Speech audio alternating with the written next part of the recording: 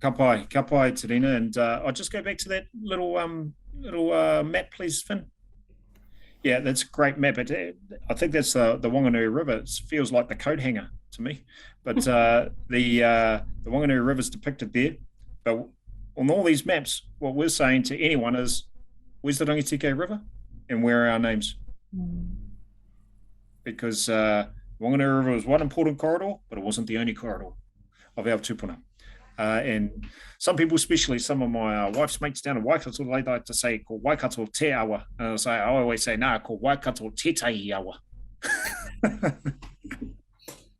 They don't like that, so I'll stay up in Auckland. It's important for us to make sure that we reiterate to people, hey, these maps, they're not fully accurate. And I do that sometimes respectfully and sometimes aggressively. Because people like to say, well, no, this is it, Michael Jackson, and there's no other maps. It's like, no, that's not it. Sorry. And we just seen something just recently, a nice book, 24 Māori Academics. These are the cream of the Māori academia with a similar map to this one. It might actually be this map on the right.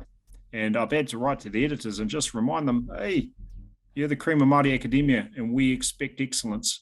Having these maps does not represent that. Where's Ngāti Rangi in all this? Where's Te Patukirikiri? Where's all these other iwi that should be in there that aren't in there? I thought there were 5 tribes in Muri Whenua, not 3.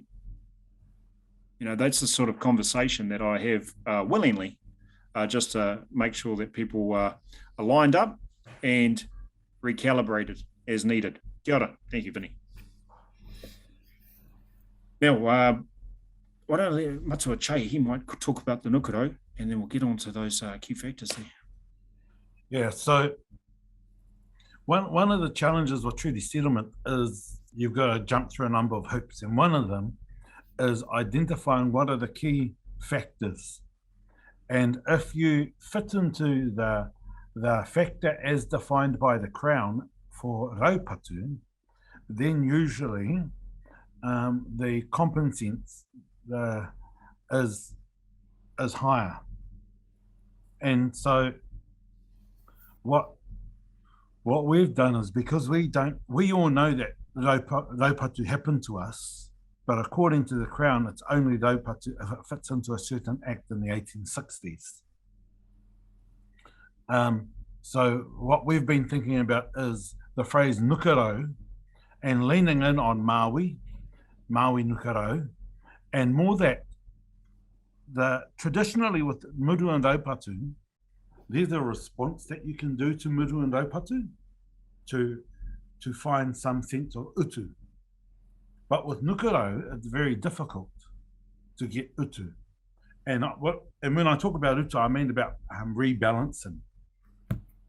And so we have come up with this part of the strategy is nukaro, and the mahi nukaro of the Crown against us, so that we can use this phrase as a phrase, because if we use raupatu, they will say, no, it doesn't fit, go away. Merry Christmas, go away. But instead, when we use another term like this, nukaro, hopefully we can get the same angles that we'd like to get when we're talking about raupatu. And so some of these characteristics that are here outlined is that they've all impacted, all of the ones that are here, have all impacted on our ability to sustain ourselves. So whenever you hear us talking about the hinu in this treaty context, we're talking about the ability to sustain ourselves and the ability to contribute to our communities, to our nation. And the acts of nukaro against us have impacted on our ability to do and to sustain and contribute, which has resulted then in land loss, let alone all of the problems with landlocked land, and a number of other areas. When they have landlocked issues, it might be a kilometre or a few hundred metres that they can't get access in, or something like that. Whereas ours are some of the worst examples in the whole country. And when you fly and the minister and the Crown negotiator at the time, they both noticed as they were flying, they could see the beautiful, lush green pastures, and then they saw the landlocked land, brown. And so all of that impacts on our ability to do things, let alone the impact on us getting access to maintain mahinga kai and all of the rain we had last week as an example of things we would have done in the past to go and get the tuna heke, as well as the impact on our identity, and then those direct examples like Poko Poko and Pauwhakarua that impacted on our Winiata and Pidere families, let alone all of the mahi that we have to do, not just with the rangi TK, which is north-south, but also east-west with the Ngaruroro. Ka pai matua. So you'll see as whānau members, iwi members, that we've got these terms that try and chunk everything together. Te ara a pōkura, te iwiro te motu, hei hunu, mo te ao, mo te whenua, mō kai pātea, mō kai ngārara, mō kai tanako, nukurau, rebalancing kāwanatanga and rangatiratanga. And those are the sorts of themes that we want to make sure that everyone is aware of, everyone's understanding. So when we talk about them, or even when you talk about them, it links in together. Because you'll have your own opportunities to talk with people formally and informally in the mahi that you're doing, in your daily communications with whānau members and with businesses and people around the motu. This is what our settlement negotiations are about. Ka pai. Okay. Next slide, please, there, Vin. So, Nukuro, this is the extent and the effect of it all. These are the areas of land in a-Rohe that we currently own and have access to. It's about 3 or 4% of the rohe. And most of these areas are not very easy to farm. It's not like, some of the big stations that are a lot easier to farm. So that's the area of retained accessible Māori land in a-Rohe today. It's around 3 to 4% of our total rohe. People might ask, hey, where's all whāko and all that? That should be in there. Or orua matua kaimanua 1V and 1U. Those are not accessible by a road that we have access to all the time. Sometimes now and again, the neighbours might let us through, but it's not every day, and it's not when we necessarily want to either. So we can only really access them at all times via helicopter. I actually don't know about 1V, 1U. You can only access that from the eastern side. Definitely can't access it from the western side via helicopter because you'd have to fly over the defence lands. So that's what we have left in our ownership as Māori land. Ka pai? Not a lot. Yes. Terina knows all about this.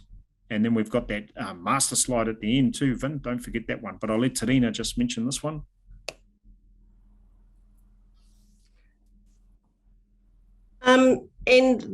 So in order to define our boundaries for Mōkai Pātea, we have Waitapu, I want to say river, in the south, Waitapu, of course, the southern boundary for Ngāti Hawati. So in this little kōrero that we've put together, or actually my daughter Kiwa had said, Mama, ati te kapau, nui te kōrero. So Hawati, of course, then become Hau. Still making grammatical sense, though, I'm pretty sure for all of you reo experts out there. Yes, so a type of pepeha, I suppose, for Mōkai Pātea, as Che would has said.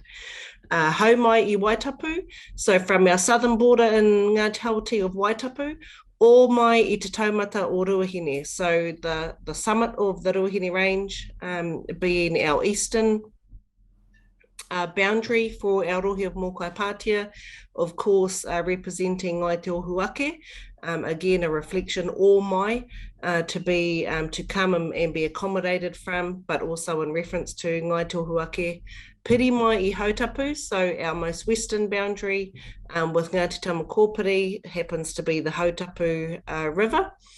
So we mention the Hautapu as our eastern boundary, and whiti mai I Ngaruroro, the Ngaruroro River in the most northern aspect of Mōkai Pātea, upon the Ngāti Whetikaupeka lands.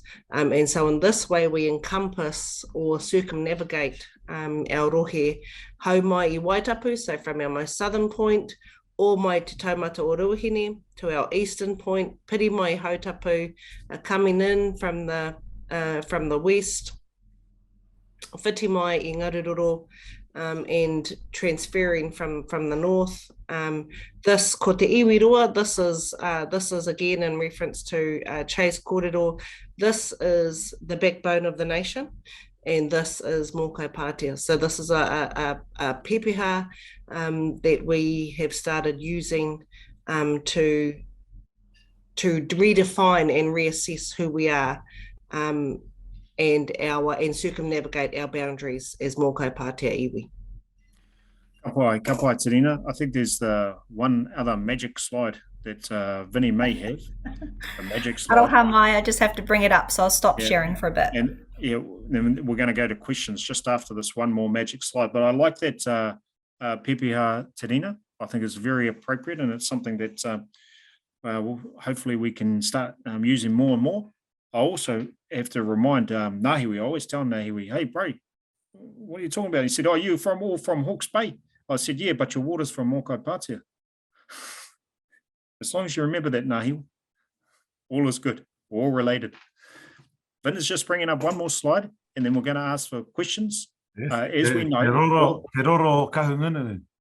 Te upoko roro kahungunu. Yeah, Yeah, that's right. There's a beautiful place up by the Ikawetea, at the tūtakitanga of the Ikawetea and our other awa